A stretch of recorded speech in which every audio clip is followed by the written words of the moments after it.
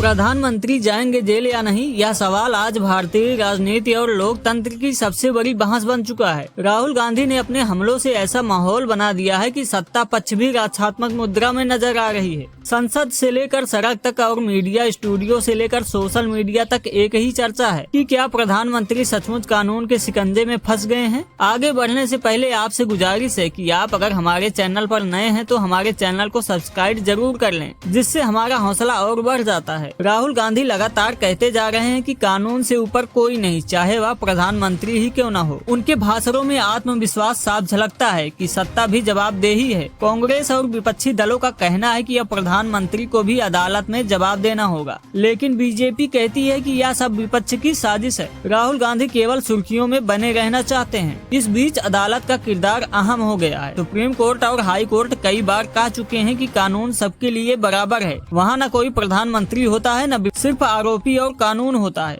जनता यही सवाल पूछ रही है कि अगर आम आदमी पर केस दर्ज हो सकता है और उसे जेल भेजा जा सकता है, तो प्रधानमंत्री पर क्यों नहीं। सोशल मीडिया पर लोग दो हिस्सों में बढ़ गए हैं। कुछ कह रहे हैं कि प्रधानमंत्री जेल जाएंगे और लोकतंत्र की असली ताकत दिखेगी, जबकि कुछ लोगों का कहना है कि यह राहुल गांधी का प्रोपेगेंडा है। मीडिया भी बिका हुआ है। कहीं प्रधानमंत्री की सफाई दिखाई जा रही है तो कहीं राहुल गांधी की आक्रामकता। जनता उलझन में है कि कौन सच बोल रहा है। विपक्षी पार्टियां राहुल गांधी के सुर में सुर मिला रही हैं। समाजवादी पार्टी, आम आदमी पार्टी, कांग्रेस सभी कह रही हैं कि प्रधानमंत्री को भी जेल जाना चाहिए अगर सबूत है। यह विपक्ष की राजनीति में नया आत्मविश्वास दिखाता है। दूसरी ओर सत्ता पक्ष अपने नेताओं के जरिए जनता तक यह संदेश भेज रही है कि प्रधानमंत्री निर्दोष हैं। लेकिन सवाल यह है कि अगर सब सच है तो अदालत में जाकर क्लीन चिट क्यों नहीं ली गई। राहुल गांधी बार बार कहते हैं कि मामला केवल एक व्यक्ति का नहीं बल्कि पूरे लोकतंत्र की आत्मा का है। अगर प्रधानमंत्री पर सवाल नहीं पूछे जा सकते हैं तो यह कैसा लोकतंत्र है। जनता महंगाई, बेरोजगारी और महंगी शिक्षा, स्वास्थ्य से जूझ रही है, लेकिन टीवी पर यही हेडलाइन है कि प्रधानमंत्री जेल जाएंगे या नहीं। लोकतंत्र का सबसे बड़ा संकट है। असली मुद्दे पीछे रह जाते हैं और राजनीति सामने आ जाती है। राहुल गांधी का शिकंजा कसना दिखाता है कि विपक्ष अब खुलकर सवाल पूछ रहा है। जनता भी सवाल पूछना चाहती है और अदालत में जवाब मिलने की उम्मीद करती है।